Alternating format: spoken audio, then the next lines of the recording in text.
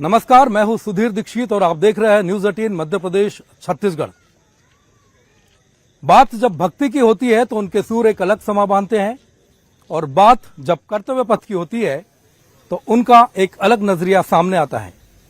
हम बात कर रहे हैं मध्य प्रदेश के कद्दावर नेता और भारतीय जनता पार्टी के राष्ट्रीय महासचिव कैलाश विजयवर्गीय जी की। हमारे साथ हैं सर, स्वागत है आपका बहुत बहुत। इस समय हम खड़े हैं भगवान बजरंगबली के पास पितृ पर्वत पर।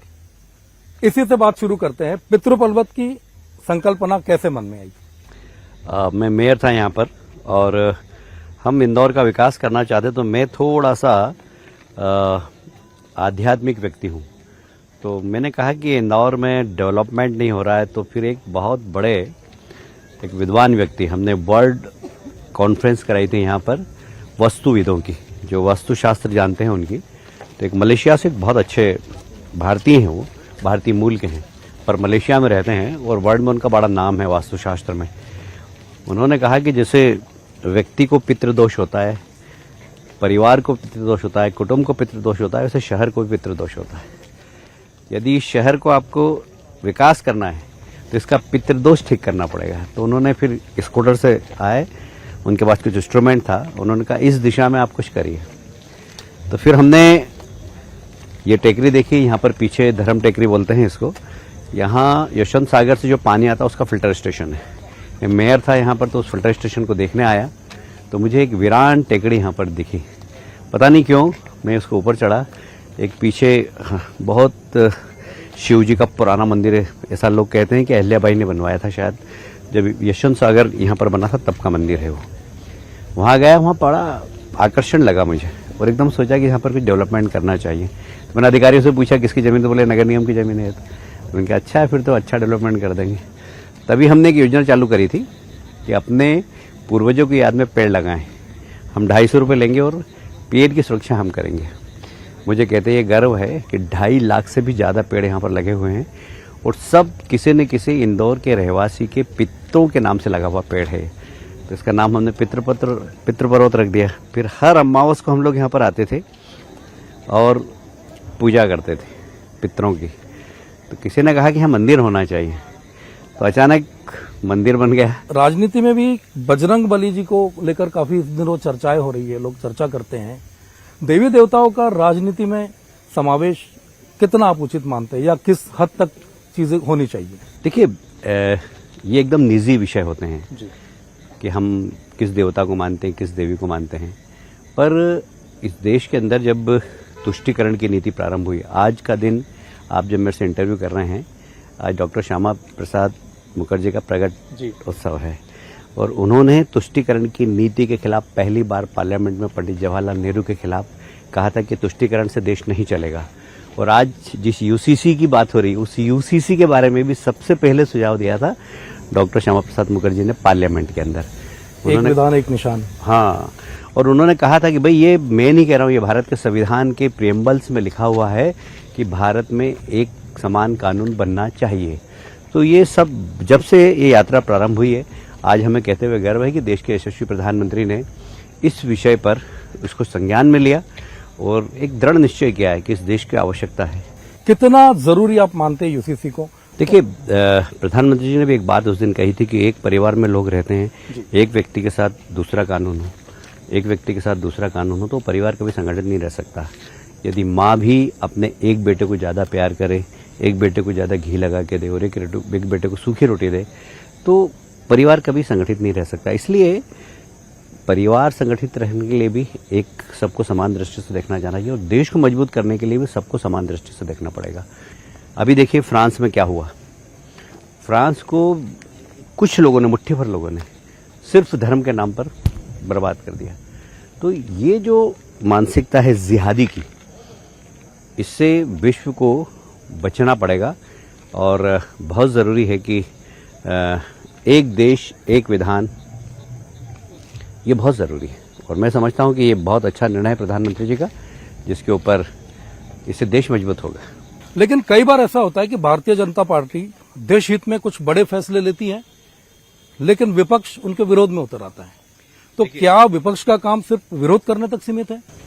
देखिए, इस देश में दो प्रकार के राजनीतिक दल हैं। एक कुर्सी के लिए राजनीति करते हैं, एक देश के लिए राजनीति करते हैं।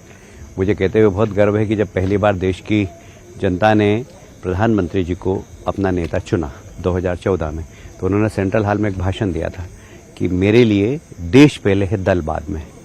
और हमने इसको प्रूव करके बताया कि हमारे लिए देश पहले, हमारे लिए कुर्सी बाद में है। जब राम मंदिर का विषय आया और ये कहा कि राज्य सरकारें राम मंदिर का विषय छोड़ें, तो हमने कहा हम कुर्सी छोड़ने के लिए तैयार हैं, पर राम मंदिर का विषय नहीं छोड़ेंगे। क्या इसका असर आप देखेंगे देश में अगर एक समान कानून पूरे देश के लिए लागू होता है तो?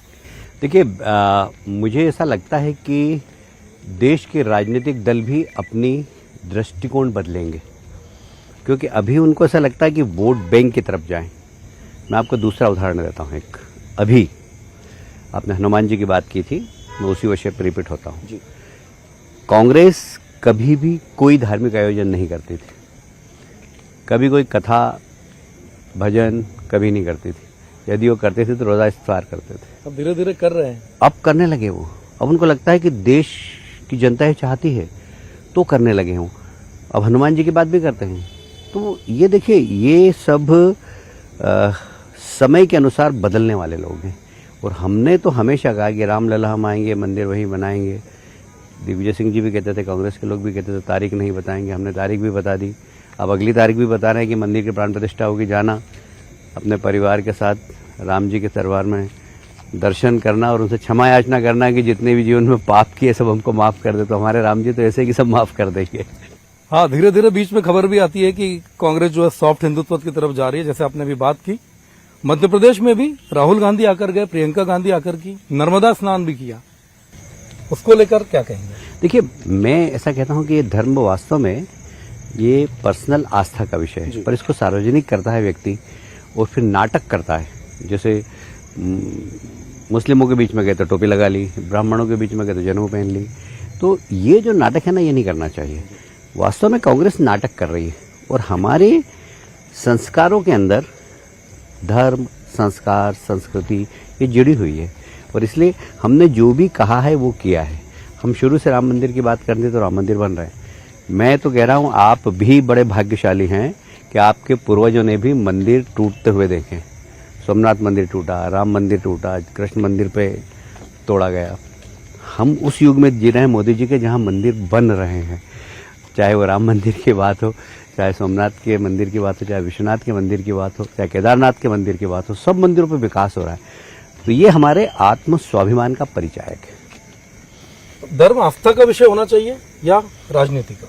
बिल्कुल नहीं, आस्था का विषय होना चाहिए, पर लोग इसका राजनीतिकरण कर रहे हैं। जी। मैं कहता हूँ आपसे, कांग्रेस ने कभी भी इस प्रकार के आयोजन किए ही नहीं। कभी आपने देखा हो सोनिया जी को मंदिर में जाते हुए, राहुल जी को मंदिर में जाते हुए? ये अभी क्यों जाने लग गए मोदी जी के बनने, प्रधानमंत्री बनने? इसके पहले कभी नहीं गए वो। तो ये मोदी जी के लिए हिंदुत्व के नाम से वोट मिलते हैं, तो हम कैसे वोट काटें? मुसलमान के वोट तो हमको मिल ही रहे हैं, तो हिंदुत्व के वोट भी काटें सिर्फ कुर्सी के लिए, देश के लिए नहीं, संस्कार के लिए नहीं, संस्कृति के लिए नहीं, कुर्सी के लिए कर रहे हैं। हम लोग देश के लिए करते हैं। प्रधानमंत्री जी शंखनाद कर चुके हैं, लगातार मध्य प्रदेश में दौरे भी बढ़ रहे हैं प्रधानमंत्री जी के और गृहमंत्री अमित शाह जी के भी। कैसे आप देखते 23 के आखिरी में जो मध्य प्रदेश का चुनाव है, कैसी संभावनाएं आप देखते हैं? देखिए, मध्य प्रदेश में 2/3 बहुमत से सरकार बनेगी, कोई नहीं रोक सकता इसको। अब की बार 200 पार? 200 नहीं, 150 से ऊपर सीट आएगी जी। 150 से ऊपर आएगी। मैं लफ्फाजी नहीं करता हूँ जी, या झूठा नारा दूं, ऐसा नहीं। 150 से ऊपर 100% बीजेपी की सीट आएगी। और जहां तक 2024 की बात है, अगर आप ही अकेले में बैठ के सोचो कि मोदी जी के अलावा देश का नेता कौन है, तो आपको कोई दिखेगा ही नहीं। तो एक आप पत्रकार नहीं हो और एक नॉर्मल मतदाता हो, तो आप सोचोगे यार मोदी जी के अलावा किसको वोट दोगे? कौन है जिसको वोट दे, जो देश संभाल सकता है आज की तारीख में? मोदी जी के अलावा कोई दिखता ही नहीं। मैं तो अच्छे अभी मैं हमारे यहाँ महाजनसंपर्क अभियान हमने किया था मोदी जी के 9 साल पूरे होने पर, तो हम कुछ श्रेष्ठीजनों से मिले थे, रिटायर्ड हाई कोर्ट जज से, रिटायर्ड कुलपति, ब्यूरोक्रेट्स। जो ब्यूरोक्रेट्स कांग्रेस की मानसिकता के थे, वो कह रहे हैं यार मोदी जी की आवश्यकता 10 साल और अभी 10 साल मोदी जी और रहना चाहिए। देश बोले पता नहीं कहाँ पहुंचा देंगे। एक खबर चल रही है अब तो फ्रांस भी योगी जी की डिमांड कर रहा है। हाँ भाई, ऐसा है कि आप देखिए कि वो देश जो भारत को कुछ नहीं समझते थे, अब वो मोदी जी की बात करते हैं, वो योगी जी की बात करते हैं, वो अमित शाह की बात करते हैं, तो ये हमारे लिए बहुत गौरव की बात है। चुनाव होगा मध्य प्रदेश में भी, एक बड़ी जिम्मेदारी मिली है 5 चुनावी राज्यों को लेकर, नहीं वो समन्वय की, मॉनिटरिंग की कुछ ना वो ऐसा कुछ भी नहीं है। पता नहीं वो न्यूज कैसे बनी, मेरे को नहीं मालूम। वैसे ये जो जनरल सेक्रेटरी में फीडबैक लेता ही हूँ सब दूर से, वो मेरे पास पुराना काम है। नया ऐसा कुछ चुनाव की दृष्टि से देखते हुए मुझे मिला, ऐसी कोई बात नहीं है। रणनीतियां चुनाव को लेकर कैसी होनी चाहिए, समय के साथ बदलती रहनी चाहिए? देखिए, हमेशा एक आइडियोलॉजी होती है, विचारधारा, वह अपनी वही होना चाहिए जिस आइडियोलॉजी पर राजनीतिक दल आपका चला है। हमारी आइडियोलॉजी से हमने कभी समझौता नहीं किया, ये हमारे लिए बहुत गर्व की बात है। जहाँ तक डेवलपमेंट का बात है, देश की आवश्यकता क्या है, समाज की आवश्यकता क्या है। मैं 83 में पार्षद था, तो मेरे से कहते थे कि भैया हमारे यहाँ मुरम डलवा दो। उस समय लोगों को मुरम भी अच्छा लगता था, मुरम डल जाए अपने घर के सामने तो बहुत बड़ी बात है। अब बोलते हैं सीमेंट कंक्रीट करवाओ, तो लोगों की आवश्यकताएं बदल गई, एकदम नजरिया बदल गया। तो एक पहले जहां मुरम में लोगों को संतुष्ट हो जाते थे, आज वहां सीमेंट कंक्रीट की सड़क मांगते हैं। तो ये बहुत अच्छी बात है। जाल बिछ रहा है देश में। देखिए, ये सब मोदी जी का कमाल है। इन्होंने देश में विकास क्या होता है और कैसे किया जाता है, गरीब कल्याण क्या होता है, गरीबों की किस प्रकार सेवा की जाती है, मोदी जी ने सिखाया। नहीं तो कांग्रेस के राज में गरीबी हटाओ का नारा दिया था इंदिरा जी ने, इंदिरा आवास योजना, और गरीबों को मकान देंगे। बड़ी मुश्किल से साल भर में एक पंचायत में 1-2 मकान मिलते थे जी। और वो सरपंच बुरा बन जाता तो किसको दूं? मैंने तो ऐसे सरपंच देखे जिन्होंने सरेंडर कर दी, मेरे को नहीं चाहिए 1-2 मकान। आज एक पंचायत में 200, 250, 500 और 1-1000 मकान बने। पूरे कांग्रेस के 60 साल में 25 लाख मकान नहीं बने। आज मोदी जी के नेतृत्व में 4 करोड़ मकान स्वीकृत हो गए। 3 करोड़ में तो लोग रहने चले गए और 1 करोड़ घरों में जा रहे हैं। कांग्रेस लगातार अलग अलग जातियों के सम्मेलन कर रही है, भाजपा भी आदिवासियों पर फोकस है, कैसे आप इसको देखते हैं? देखिए, मुझे कहने में कोई संकोच नहीं है कि पिछली बार हमारी अपेक्षा से कम सीटें हमको ट्राइबल क्षेत्र में मिली थी। उसका मूल कारण यह था कांग्रेस ने उनको बरगलाया। कुछ एजेंसियां भी काम कर रही हैं, कुछ वामपंथी ऑर्गेनाइजेशन हैं जो एनजीओ के रूप में काम कर रहे हैं और आदिवासियों को भड़का रहे हैं। आदिवासियों से कहते हैं कि आप हिंदू नहीं हैं, आपको जबरदस्ती हिंदू बनाया जा रहा है। आप जब मतदाता सूची में आप अपना नाम लिखा तो उसमें हिंदू मत लिखना। ये जो देश के खिलाफ षड्यंत्रकारी लोग हैं, वामपंथी संगठन से जुड़े हुए जो एनजीओ हैं, ये कहीं ना कहीं आदिवासी भाइयों को बरगला रहे हैं। हमने अब वहाँ फोकस किया है और हमारे आदिवासी भाई हमारे तो एक हिस्से हैं समाज के। यदि भगवान, हम हनुमान जी के मंदिर के सामने खड़े हैं, हनुमान जी ने जब राम जी के लिए युद्ध किया था तो सारे ट्राइबल्स उनके साथ थे। निषाद राज के यहाँ, निषाद राज सेनापति था उनका। महाभारत देखेंगे आप, बजरंगबली को लेकर लोग कहते हैं वो हमारी जाति के थे, वो हमारी जाति के थे, वो हमारी जाति के थे। भाई भगवान तो किसी की जाति का नहीं होता है, जो तो सब जगत का कल्याण करता है। एक बहुत बड़ी जिम्मेदारी पश्चिम बंगाल में आप निभा कर आए थे, बहुत मेहनत आपने वहां पर की थी। अब पश्चिम बंगाल में पंचायत चुनाव होने हैं और मध्य प्रदेश की जो राजनीति है और पश्चिम बंगाल की राजनीति है, आप क्या फर्क देखते हैं? बड़ा फर्क क्या है दोनों जगह की राजनीति में? यहाँ पर राजनीति होती है, यहाँ पर आपकी विरोधी विचारधारा से आप बहस करते हैं। वहाँ बहस को कोई स्थान नहीं। वहाँ स्थान है बम को, वहाँ स्थान है गोली को, वहाँ स्थान है तलवार से हाथ पैर काट देंगे। वहाँ आपका अच्छा कार्यकर्ता फांसी पर टांग के लटका देंगे रात में 2 बजे ले जाकर और कह देंगे इसने आत्महत्या की। वहाँ तो युद्ध लड़ा जाता है। मैं जब वहाँ 6 साल रहा तो 400 कार्यकर्ताओं को हमने खोया है। मेरे से मिलके लड़का घर ही नहीं पहुँचा। मेरे से मिलके गया, कलकत्ता से गांव जाना था उसको, वो बस में बैठा, रास्ते में से उसको उतार के उसका मर्डर कर दिया। उसकी पत्नी का फ़ोन आया हमारे कार्यकर्ता के पास कि वो तो आए ही नहीं। बोले नहीं, बस में बैठ गए थे। बाद में पता लगा कि बस में से उतार के उसको मार दिया। तो वहाँ तो हिंसा की राजनीति, वहाँ डेमोक्रेसी नहीं है, वहाँ भारत का संविधान नहीं चलता, ममता जी का संविधान चलता है। पहले टीएमसी की और वामपंथी दलों जो थे उनकी वहां टक्कर होती थी। अब टीएमसी है और सामने भाजपा है। भाजपा की मौजूदगी से ममता बनर्जी घबराई सी लगती है कुछ? इसलिए कि हम लोगों ने वहाँ पर काम करके कांग्रेस को ख़त्म कर दिया। हमने वामपंथियों को खत्म कर दिया वहाँ। भारतीय जनता पार्टी ने अपनी ताकत बढ़ाई है। पिछले विधानसभा में आपने देखा होगा कि वामपंथियों की भी एक भी सीट नहीं आई, कांग्रेस की भी एक सीट नहीं आई, और हम उस पूरे वैक्यूम को भारतीय जनता पार्टी ने भर दिया। तो भारतीय जनता पार्टी वहाँ पर एक विकल्प के रूप में उभरी है। इसलिए ममता जी भाजपा के कार्यकर्ताओं पर हमला कर रही है। पोस्टर वार शुरू हुआ था, पहले एक पोस्टर आता है, फिर 2 पोस्टर आते हैं, पोस्टर की सीरीज आती है, तो कहीं ना कहीं ये लगता है कि व्यक्तिगत आक्षेप जो है कहीं ना कहीं राजनीति को भी नुकसान पहुंचाता है और मतदाताओं के मन के लिए भी ये ठीक नहीं होता। देखिए, मध्य प्रदेश की राजनीति बड़ी गरिमामय है जी। मैंने देखा है कि विधानसभा के अंदर कैलाश जोशी जी ने अर्जुन सिंह जी के खिलाफ बहुत तगड़ा भाषण दिया था। आपको याद हो तो एक चिटफंड का था, कोई एक चिटफंड कंपनी थी, शारदा वगैरह ये लोग। इसमें कैलाश जोशी जी ने बहुत अर्जुन सिंह जी के खिलाफ कड़ा विधानसभा के अंदर भाषण दिया।